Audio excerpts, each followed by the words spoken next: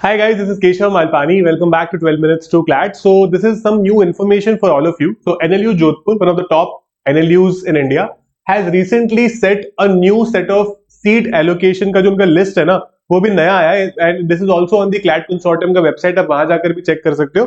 But यहाँ पर मैं आपको प्रॉपरली एलोकेशन बता दूंगा कि उन्होंने किस तरह से अपनी सीट्स को डिवाइड किया है. So you would also know that last year NLU Jodhpur had also started the state domicile reservations. तो उन्होंने उस चीज को इंक्लूड करके एग्जैक्टली अपना क्या यू कुड से बाइफरकेशन होगा सीट्स का वो भी बताया है. इसमें एक इंटरेस्टिंग चीज ये है, मैं आपको इंटरेस्टिंगली बताता हूँ. तो देखो, ये जनरली एनएलयू जोधपुर ने कहा है कि हम UG program which is the CLAT UG के थ्रू जो बच्चे जाते हैं उसमें will take 120 students.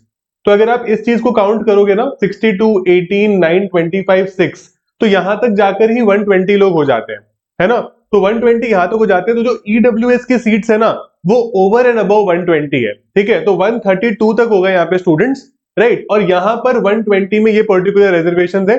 62 seats are unreserved, all India SC, all India ST, all India OBC and you could say MBC of Rajasthan, ठीक है, most backward classes of Rajasthan.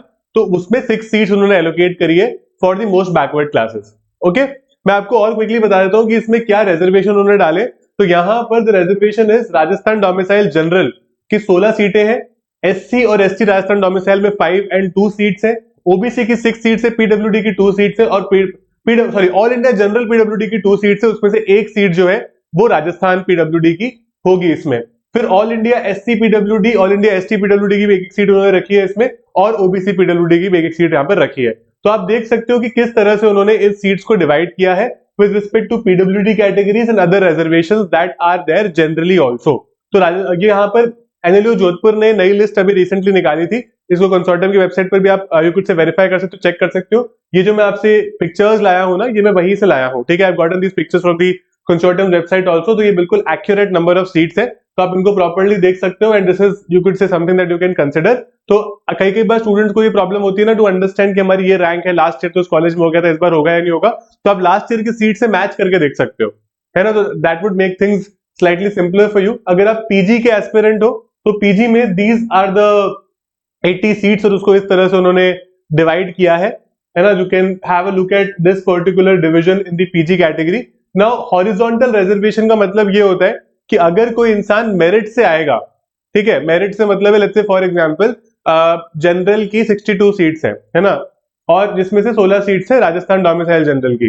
तो अगर मान लो कोई ऐसा स्टूडेंट है जिसमें एनएलयू जोधपुर में जिसकी रैंक एनएलयू जोधपुर की रैंकिंग के हिसाब से उस बच्चे की रैंक 4 है, ठीक है, तो वो भी, और वो राजस्थान से है, तो उसको भी डोमिसाइल में फिर इंक्लूड कर लिया जाएगा. इवन दो वो बच्चा मेरिट से आया है, that person will still be included in the domicile seats. That is what it means. Goes for all the categories, goes for SC, ST and all the categories. कि अगर आप merit के through, है ना, चाहे वो आपके जनरल मेरिट हो, एससी मेरिट हो, एसटी मेरिट हो, ओबीसी मेरिट हो, अगर आप उसके थ्रू एडमिशन ले रहे हो तो, और आपका डोमिसाइल सीट फिर ऐसा नहीं कि अलग से किसी और को दिया जाएगा, वो डोमिसाइल सीट में भी माना जाएगा वो इंसान, right. So that is about this session. Wanted to keep it very quick and give you this very quick information. So ये आप लोग नोट कर सकते हो about NLU Jodhpur and this particular thing is for this year's admission. और ऐसा माना जा रहा है कि इसको अगले 2 से 4 साल तक कंटिन्यू किया जाएगा by NLU Jodhpur. All the best guys, I will see you in my classes.